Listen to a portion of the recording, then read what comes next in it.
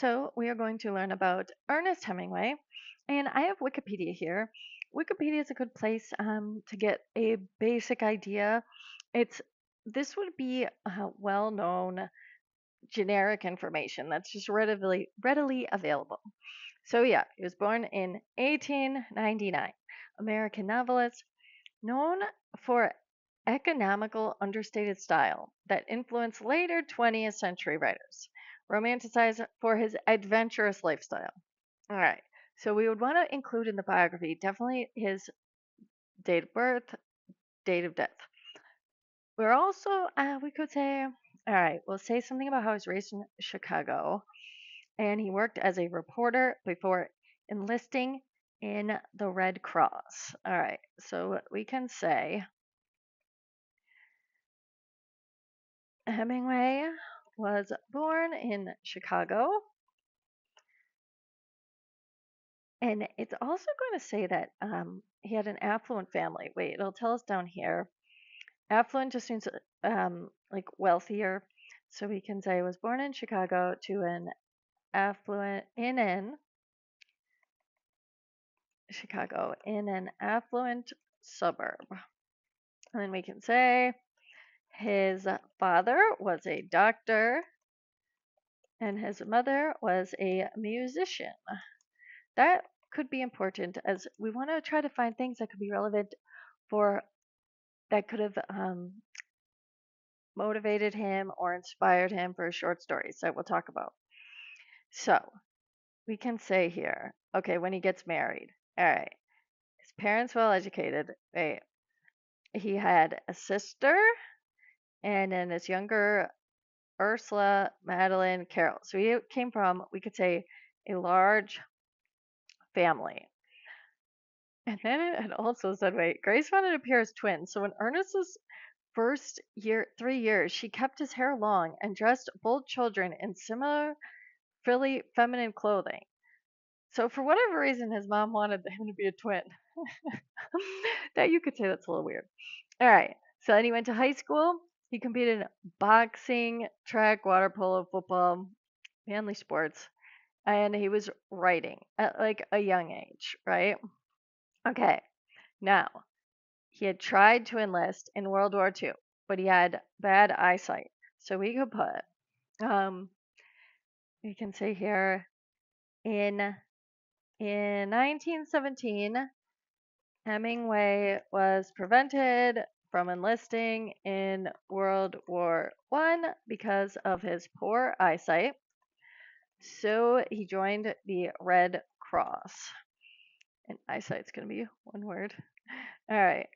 So, and if we want to look, it was in Italy. Then we have arrived in Paris as the city was under bombardment. So this would have been a lot of obviously influence. His stories have a lot of war themes. All right, so he's in war. Now, more things he's going to do. Okay, Hemingway got married several times. Um, so wait, he fell in love with Agnes. He believed Agnes and the two would marry, but instead she breaks up with him. All right. So then we'll see when he's going to find his next. Oh wait, a lot of his stories are going to be set in Michigan, where it's at one Indian camp. So this area is going to be significant in his stories. You could say Paris is going to be significant and well as well.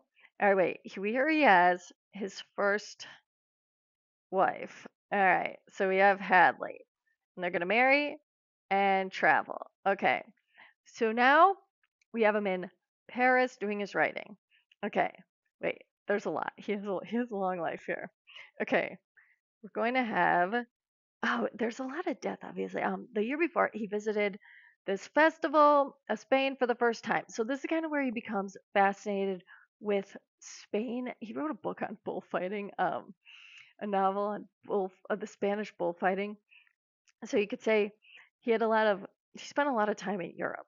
All right. A few months later, Hemingway spent winter in Austria, where he began extensively revising the manuscript. All right. Pauline Pfeiffer, the daughter of a wealthy Catholic family who came to Paris to work for Vogue magazine, joined them. Against Hadley's advice, Pfeiffer urged Hemingway to sign a contract. He left Austria for a quick trip to New York to meet with the publishers. All right, so now we have this would be his novel here. So, his first divorce, marriage with Hadley deteriorates because she finds out he was having an affair with the lady who got him to sign his first book. So we could say that Hemingway had a lot of romantic partners. So wait, we have him getting divorced, and so he divorces Hadley, immediately marries this other Pfeiffer, and this is so now she's pregnant. All right. He also spends time in Key West. Notice as you're reading his stuff here, he suffers from a lot of head injuries, which seems kind of strange. Keep in mind he had a drinking problem. So his head injuries all the time throughout his biography would have been strongly correlated to his drinking. All right, so he's going to end up having a son, Patrick, and then we also learn that his father committed suicide, which is important to know because Hemingway did as well. All right, so we could say something here. Hemingway had two marriages before the birth of his son Paul. And we could say, unfortunately, after the birth of his son, he receives news that his father had committed suicide.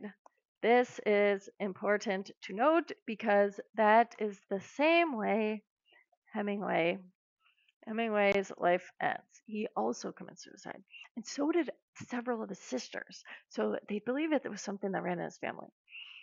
All right, so he's spending a lot of time in Key West, also Montana. His stories about settings, he would have stories about really everywhere that he lived in life, including Africa. Okay, wait, he almost dies in Africa. He has like a crash, a head injury. That would be important to note. Wait, so the other one, the Spanish Civil War, which is the old man at the bridge. So he had been following the developments in Spain since early in his career. From 1931, it became clear there would be another war in Europe. Hemingway predicted war would happen in the late 1930s. So we could say when he arrives, he was working in Spain as a journalist. He was doing a lot of different things. Another thing, wait, he was also spent time in Cuba. But wait, he was a he worked for the United States government.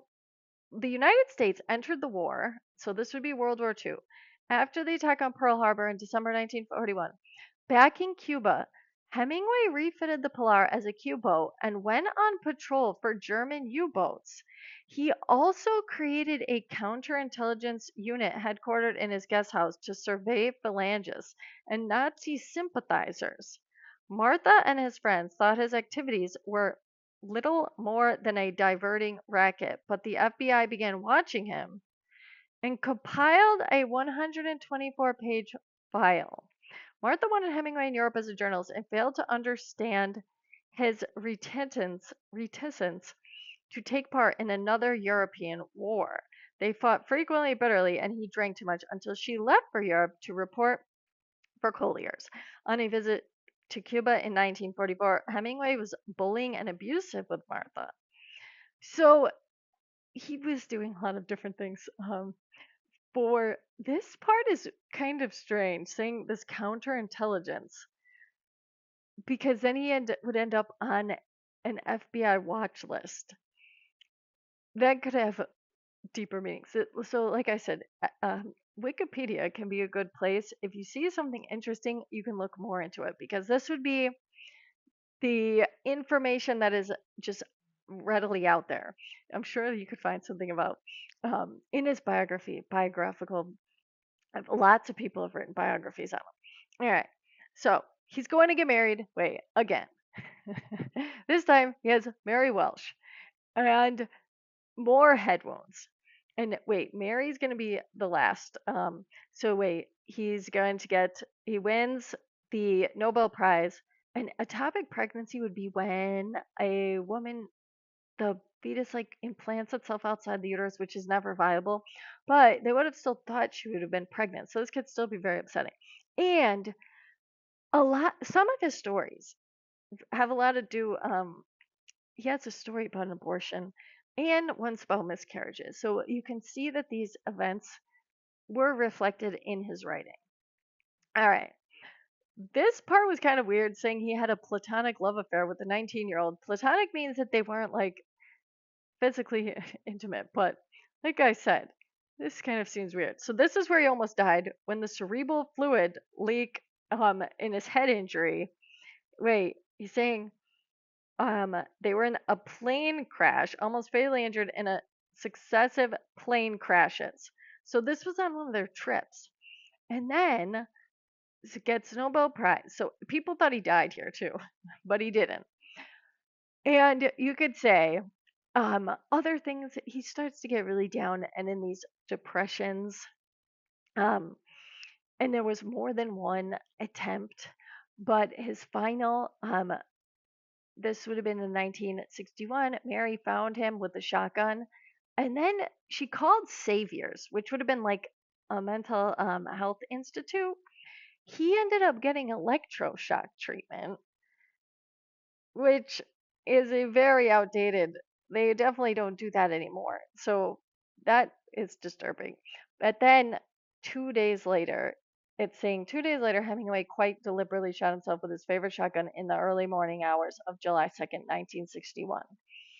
And there is also some speculation or um, like things around that it wasn't the gun, it wasn't his favorite one. There's always there's always room for discussion. So this is our Hemingway, very long life, but we could say um, he did a lot in his life, and he had some issues. They're saying a hereditary hemochromatosis, whereby an excessive accumulation of iron in tissues culminates in mental and physical deterioration. But he also had Hemingway's health was further complicated by his heavy drinking throughout most of his life, which exacerbated his erratic behavior and his head injuries. So, this would be our short biography of Ernest Hemingway.